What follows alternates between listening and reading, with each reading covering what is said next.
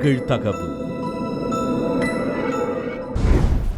அதிகாலையில் கேட்ட அலறல் சத்தம், வீட்டிற்குள் இருந்து குபுகுபுவென வெளியான கரும்புகை, தீ விபத்து என நினைத்தவர்களுக்கு ஷாக். தீயில் கருகி உயிருக்கு போராடி கொண்டிருந்த இளைஞர், வீட்டிற்குள் தூங்கிக் கொண்டிருந்த இளைஞர் மீது பெட்ரோல் ஊற்றி எரித்த தாய். இந்த கொடூரத்திற்கு என்ன காரணம்?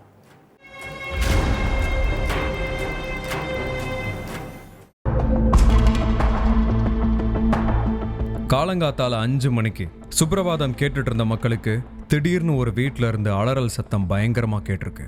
என்னமோ ஏதோன்னு பதறி அடிச்சுட்டு போய் பார்த்தா ஒரு வீட்டில இருந்து குபுகுபுன்னு புகை பயங்கரமா வந்திருக்கு. ஏதோ அசம்பாவிதம் நடந்திருக்கிறத புரிஞ்சுக்கிட்ட மக்கள் முதல்ல சிலிண்டர் தான் வெடிச்சு தீ விபத்து ஏற்பட்டுச்சோன்னு நினைச்சாங்க. ஆனா அப்போ வீட்டுக்குள்ள இருந்து அறக்க பறக்க ஓடி வந்த பெண் ஒருத்தங்க, உள்ள என் புருஷன் மேல என் மாமியார் பெட்ரோல் ஊத்தி கொளுத்திட்டாங்க, உயிருக்கு போராடிட்டு இருக்கிறவரை வந்து காப்பாத்துங்கன்னு கதறி இருக்காங்க. அப்பதான் அக்கம் பக்கத்துல உள்ளவங்களுக்கு என்ன நடந்துச்சுங்கிற விஷயம் தெரிய வந்திருக்கு.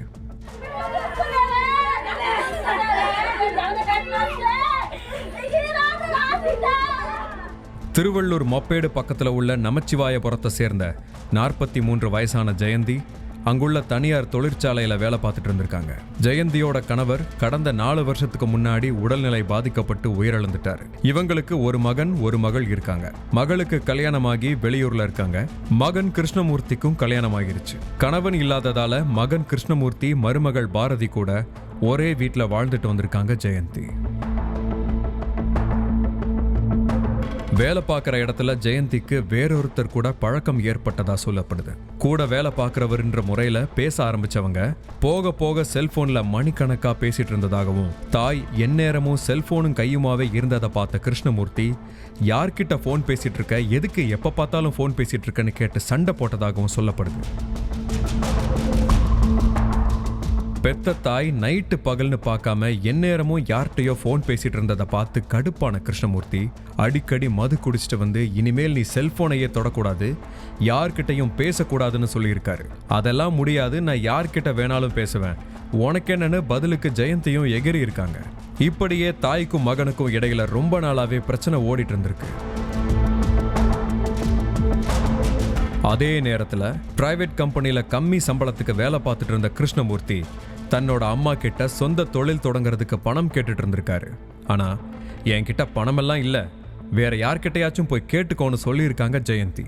பணம் கொடுத்தா நான் சீக்கிரம் சொந்தமா தொழில் ஆரம்பிச்சிருவேன், அதுக்கப்புறம் என் மனைவியை கூட்டிட்டு தனியா போயிருவேன், இங்கேயே இருந்துட்டு நீ எப்பவும் போனும் கையுமா இருக்கிறத என்னால பார்த்துட்டு இருக்க முடியாதுன்னு கோவமா சொல்லியிருக்காரு கிருஷ்ணமூர்த்தி. இந்த பிரச்சனை 2 பேருக்கும் ரொம்ப நாளாவே நீடிச்சிட்டு இருந்திருக்கு. ஒரு நாள் நைட்டு வீட்டுக்கு மது போதையில வந்த கிருஷ்ணமூர்த்தி தன்னோட அம்மா ஜெயந்தி கிட்ட, யாருக்கிட்ட செல்போன் பேசிட்டு இருக்க, இனிமே யாருக்கிட்டையும் நீ போன் பேசவே கூடாது, உன் போனை கொடுன்னு சொல்லி அவங்களோட செல்போனை உடைக்க பார்த்ததா சொல்லப்படுது. அதே மாதிரி சொந்தமா தொழில் ஆரம்பிக்க எனக்கு இப்ப உடனே பணம் வேணும்னு கேட்டு தகராறு பண்ணதா சொல்லப்படுது. பதிலுக்கு ஜெயந்தியும் பயங்கரமா கத்தி சண்டை போட்டிருக்காங்க. நடு ராத்திரி 2 மணி வரைக்கும் தாய்க்கும் மகனுக்கும் இடையே சண்டை நடந்திருக்கு. அதுக்கப்புறம் மது போதையில இருந்ததால கிருஷ்ணமூர்த்தி படுத்து தூங்கிட்டாரு. ஆனா ஜெயந்தியும் பாரதியும் தூங்காம நைட்டு ஃபுல்லா முழிச்சுட்டே தான் இருந்திருக்காங்க. வழக்கத்தை விட பெரிய சண்டையா வந்துருச்சு. கோவத்துல அத்தை ஏதாச்சும் தப்பான முடிவு எடுத்துடக்கூடாதுன்னு மருமகள் பாரதிக்கு மனசுல பயம் வந்திருக்கு. அதனாலேயே நைட்டு ஃபுல்லா தூங்காம அத்தைய கண்காணிச்சுட்டே இருந்திருக்காங்க.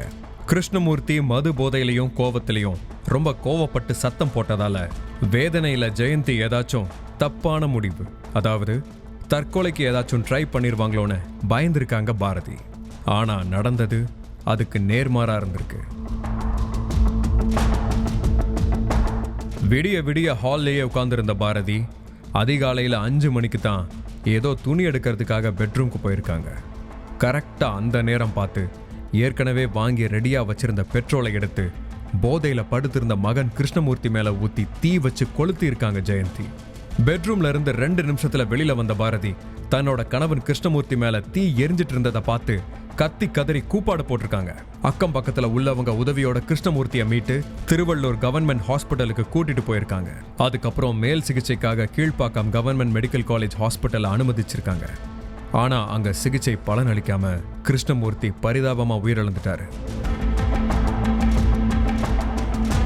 கிருஷ்ணமூர்த்தியோட மனைவி பாரதி கொடுத்த புகாரை வச்சு பெத்த மகனையே பெட்ரோல் ஊத்தி கொளுத்தின தாய் ஜெயந்திய அரெஸ்ட் பண்ணி புழல் ஜெயில அடைச்சிருக்காங்க காவல்துறையினர்.